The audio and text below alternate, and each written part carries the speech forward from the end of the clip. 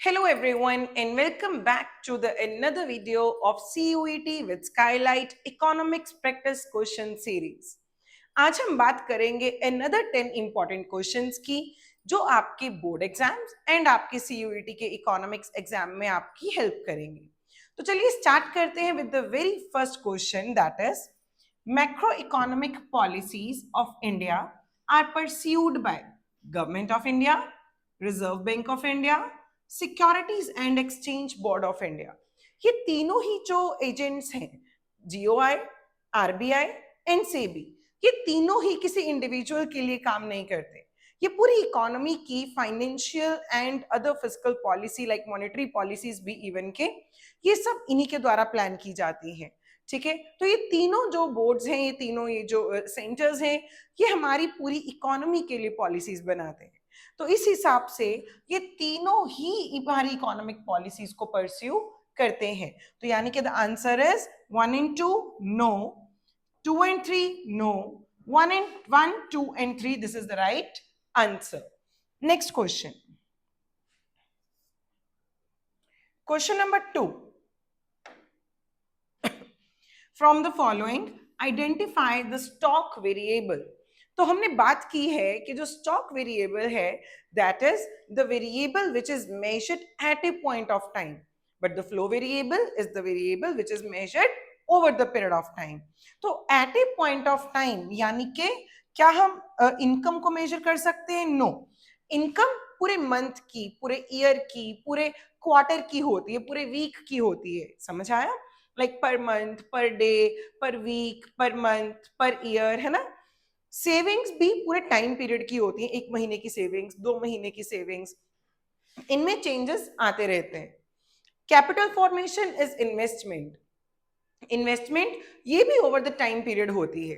तो बचा हमारे पास option that is wealth. Wealth यानी कि आपकी संपत्ति, आप इसे मेजर कर सकते हो at a point of time. तो ये क्या हुआ? Stock variable. तो right answer is A option. Okay, coming to third question. Yes, a quantity measured per unit of time period. Time period दिया गया पर यूनिट, जैसे कि डे, मंथ, ठीक है, ईयर। तो टाइम पीरियड आया यानी कि ये फ्लो वेरिएबल की बात कर रहे हैं। तो देखिए, stock variable no, flow variable yes, inventory variable no, none of these no, because the right answer is our B option. Okay, next question. Which of the following is a flow variable? अब हमें बताना है कि flow variable क्या है इन चारों options में से। तो कंजम्पशन, कंजम्पशन जो है it is not, it is a flow variable yes, कि कंजम्पशन चेंज होती रहेगी। ठीक है ना, कंजम्पशन ने चेंज होते रहना है, ये एक टाइम पे मेजर आप नहीं कर सकते हो। ठीक है, वेल्थ नो, ये स्टॉक वेरिएबल है क्योंकि आप इसे at a point of time measure करते हो।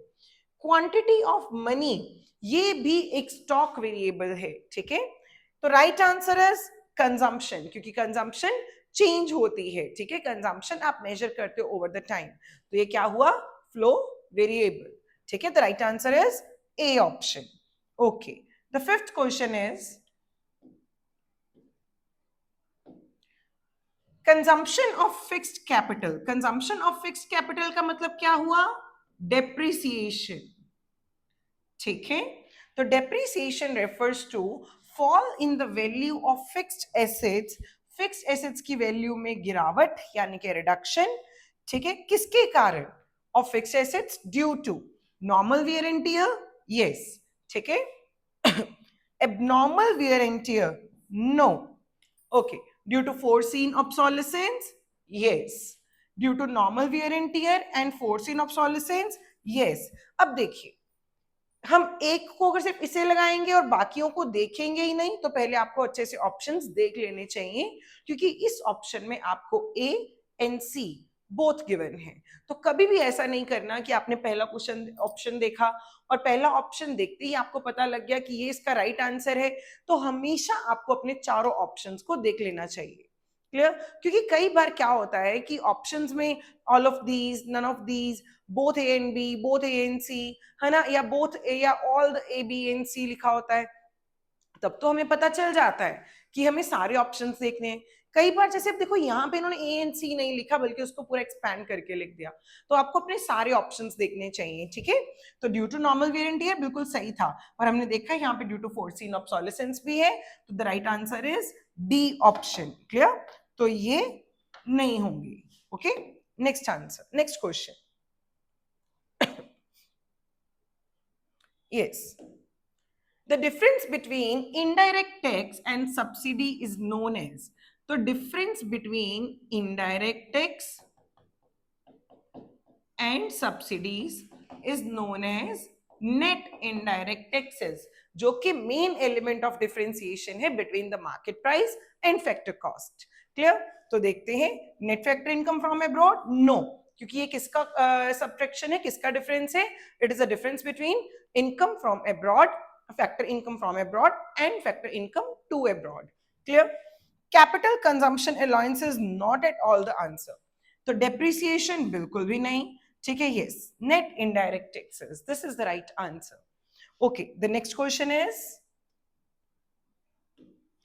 इन the production of sugar, sugar cane is a, तो जब आप शुगर प्रोड्यूस करते हो तो शुगर क्या होगा, आपका फाइनल गुड है ना, तो फाइनल भी हो सकता है और वैसे इंटरमीडिएट भी हो सकता है, पर फिलहाल इस क्वेश्चन के according if sugar is the final good, तो शुगर को प्रोड्यूस करने के लिए जो आप शुगर केन यूज करते हो, what is that, that is an intermediate good, ठीक है। तो फाइनल गुड तो बिल्कुल भी नहीं हो सकता, क्योंकि शुगर केन ऑलरेडी किसी और चीज की प्रोडक्शन में यूज हो रहा है, ठीक है, और वो कैपिटल एसेट तो बिल्कुल भी नहीं है।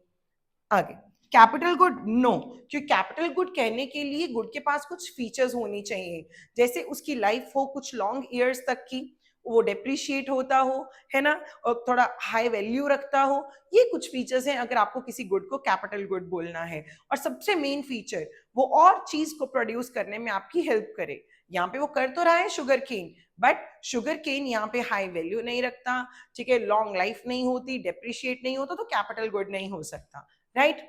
Intermediate goods is the right answer. None of this is the wrong answer, क्योंकि we are already having intermediate good in our options. Clear? Okay, next.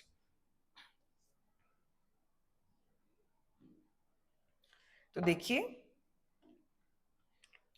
Capital goods are those goods, तो अभी मैंने आपको बताया कैपिटल गुड्स कौन से goods होते हैं, जिनकी लॉन्ग लाइफ हो, जो डेप्रिशिएट भी होते हो, और मोर ओवर वो और गुड्स की प्रोडक्शन में आपकी हेल्प भी करते हो, हाई वैल्यू भी रखते हो, ठीक है।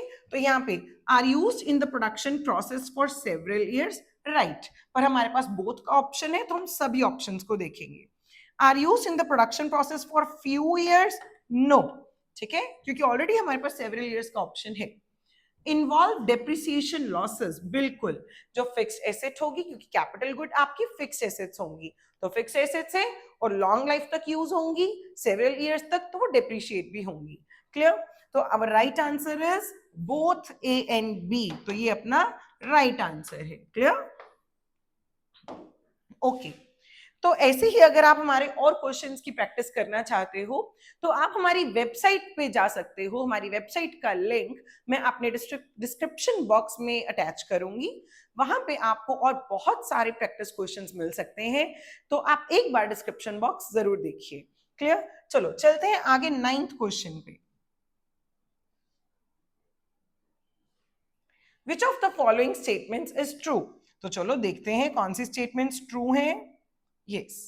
तो first statement is bread is always a consumer good, तो देखिए बात यहां पे हो रही है कंज्यूमर गुड, कंज्यूमर गुड का मतलब फाइनल गुड, तो क्या ब्रेड हमेशा फाइनल गुड है, नो, क्योंकि ब्रेड को आप इंटरमीडिएट गुड्स की तरह भी यूज कर सकते हो। मान लो अगर मुझे सैंडविच बना के बेचना है, तो मेरे लिए ब्रेड इंटरमीडिएट गुड हो जाएगी, राइट, तो bread is not always a final good, consumption good नहीं होती ऑलवेज।